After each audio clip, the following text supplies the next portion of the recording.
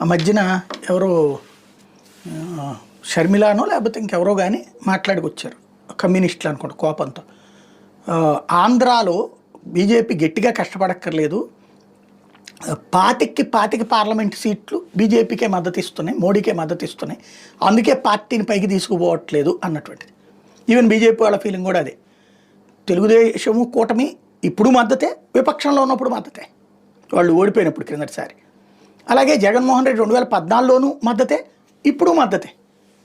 operation Sindoor విషయంలో 25 parliament స్థానాలు ఉన్నటువంటి ఆంధ్రప్రదేశ్లో తెలుగుదేశం హయ్యెస్ట్, తర్వాతన బీజేపీ సెకండ్ ప్లేస్, బీజేపీ కాదు వైసీపీ సెకండ్ ప్లేస్, 3 ఉన్నాయి 4 ఉన్నాయి కదా, తర్వాత బీజేపీ 3 ఎంపీలు, జనసేన 2 ఎంపీలు, మొత్తం 25 మంది